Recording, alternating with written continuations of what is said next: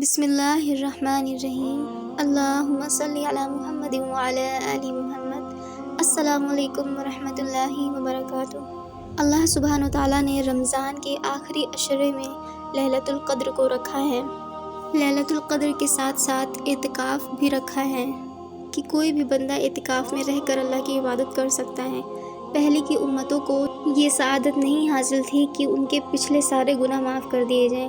یہ تو ہم لوگ کے لیے ہے کہ ہمارے پچھلے سارے گناہ معاف کر دیے جائیں۔ اللہ تعالیٰ کا عرش پہلے آسمان پر آ جاتا ہے اور جنت الفردوس کے دروازے کھول دیے جاتے ہیں اور جہنم کے دروازے بند کر دیے جاتے ہیں، اور اللہ سبحانہ تعالیٰ شیطانوں کو قید کر دیتا ہے، یہاں تک کہ سمندر کی جو مچھلیاں ہوتی ہیں اور زمین پہ چلنے والی چیٹیاں تک ہر ایک روزے دار کے لیے دعا کرتی ہیں، اور اللہ سبحانہ تعالیٰ روز جنت کو کہتے ہیں کہ عنقریب میرے نیک بندے بندیاں آنے والے ہیں، سو تو تیار ہو جا۔ یہ مبارک مہینہ اللہ سبحانہ وتعالیٰ کی رحمت کو لینے کا بہت بڑا ذریعہ ہے۔ اللہ سبحانہ وتعالیٰ نے پہلے کی امتوں کو اعتکاف کا شرف نہیں بخشا۔ یہ تو ہم لوگوں کے لیے ہے کہ ہم لوگ اپنے گناہوں کی معافی مانگ سکیں، خوب کثرت سے اللہ سے توبہ کر سکیں۔ یہ 10 دن بہت امپورٹنٹ ہیں، اس کو ایسے ہی ضائع نہ ہونے دیں۔ پھر اللہ سبحانہ وتعالیٰ نے جو پریشان حال ہیں، جن کے پاس اتنا نہیں ہے کہ وہ ایک ٹائم کا روزہ کھول سکے یا ان کی اور ان کے بچوں کی عید اچھی ہو سکے، تو اللہ سبحانہ وتعالیٰ نے ان کے لیے صدقہ فطر کا ذریعہ نکالا۔ لوگ ہوتے ہیں کہ اینڈ ٹائم پر، عید کے ٹائم پر وہ صدقہ فطر دیتے ہیں، حالانکہ یہ فرسٹ رمضان سے شروع ہو جانا چاہیے کہ ان کے روزے بھی اچھے سے گزر سکیں۔ اور جو لوگ صدقہ فطر ادا نہیں کرتے تو ان کا روزہ سر کے اوپر بھی نہیں جاتا، وہیں کے وہیں رہتے ہیں۔ روزہ رکھنے کے ساتھ ساتھ صدقہ فطر دینا بھی بے حد ضروری ہے۔ ہمارے نبی اکرم صلی اللہ علیہ وسلم بھی صدقہ فطر دیتے تھے، اور وہ کیسے دیتے تھے چلیے جانتے ہیں۔ ہمارے نبی کھجور کا صدقہ دیتے تھے۔ علماء کرام بتاتے ہیں کہ کشمش کا بھی صدقہ دیا ہے ہمارے نبی نے، اور کشمش کے علاوہ بھی جو کا بھی صدقہ دیا ہے ہمارے نبی نے۔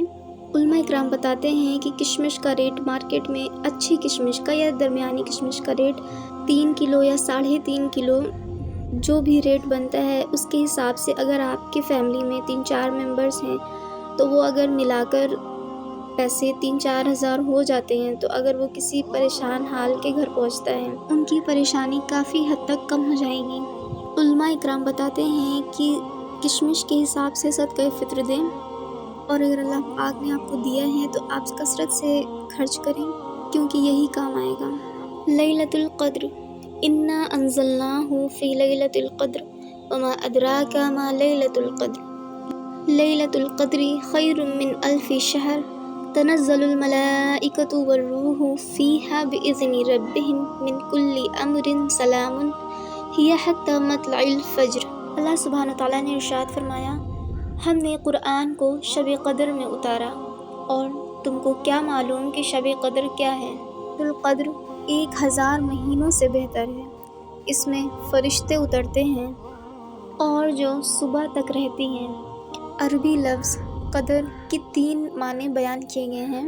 علماء کرام نے بتایا کہ جو فرسٹ قدر کا معنی ہے قیمت، جس کے معنی ہیں 1000 مہینوں سے بہتر، یعنی ایک رات کا ثواب 1000 مہینوں سے بہتر ہے۔ اس رات کی کتنی بڑی فضیلت ہے۔ اور جو سیکنڈ ہے وہ ہے زمین کا تنگ پڑ جانا۔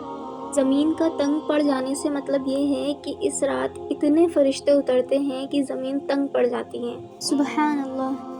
اور جو تھرڈ میننگ ہے قدر کی، وہ ہے مقدار، حتی مطلع الفجر، یعنی کہ یہ فجر کی اذان تک رہتی ہے۔ اللہ سبحانہ وتعالیٰ نے قدر کے تینوں مطلب قرآن مجید میں بیان کیے۔ قیمت کا مطلب بتایا کہ 1000 مہینوں سے افضل رات، فرشتوں کا زمین پر آنا۔ تھرڈ مقدار، یعنی صبح صادق تک۔ علماء کرام بتاتے ہیں کہ شب قدر کی رات صرف 27 کی نہیں ہوتی ہے، رات 21، 23، 25، 27 اور 29 کو ہوتی ہیں۔ ہمیں 5 راتیں جاگنی ہیں، اور ان 5 راتوں میں اللہ کی خوب عبادت کرنی ہے۔ ہمارے نبی نے نفلی عبادت کو کرنے کے لیے مسجد میں جانے کے بجائے گھر پر عبادت کرنے کا حکم دیا۔ ہمارے آقا حضور محمد صلی اللہ علیہ وسلم نے ہمیشہ نفلی عبادت گھر پر کری، فرض عبادت مسجد میں ادا کری، اشراق کی، صرف نفل اشراق کی جو عبادت ہمارے نبی نے کی وہ صرف مسجد میں کری، باقی لیلۃ القدر کی راتیں اور جتنی بھی عبادت نفلی عبادت کری وہ گھر پر کری۔ کیونکہ کیا ہوتا ہے کہ مسجد میں بھی اگر نمازیں پڑھی جاتی ہیں، نفلی عبادت کری جاتی ہے یا اور بھی لوگ اکٹھا ہو کر نماز پڑھتے ہیں تو وہاں پر باتیں بھی ہوتی ہیں، کچھ باتیں نامناسب بھی ہو جاتی ہیں کہ جو نہیں ہونی چاہیے، جو کہ ہماری نماز کو بھی، جو ہماری عبادت کو بھی ویسٹ کر دیں۔ اس لیے ہمارے نبی نے گھر پر رہ کر نفلی عبادت کرنے کا حکم دیا۔ ہمیں چاہیے کہ ہم گھر پر رہ کر ہی ان راتوں کو جگیں اور ان راتوں میں خوب اللہ کی عبادت کریں۔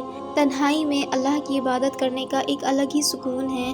ہم رو کر گڑ گڑا کر اللہ سے دعا کرتے ہیں، تو ہم بھی کریں اور آپ بھی دعا کریے، لیکن تنہائی میں۔ سب کو اپنے گناہوں کی بخشش کروانی ہے۔ اللہ ہم سب کو عبادت کرنے کی توفیق دے اور ہم سب کی مغفرت فرمائے، جو مرحومین بھی جا چکے ہیں اس دنیا سے ان کی بھی۔ ایسی ہی مزید ویڈیوز کے لیے ہمارے چینل کو سبسکرائب کریں اور میرے ساتھ آپ بھی ہمارے نبی کی سنتوں کو جانیں۔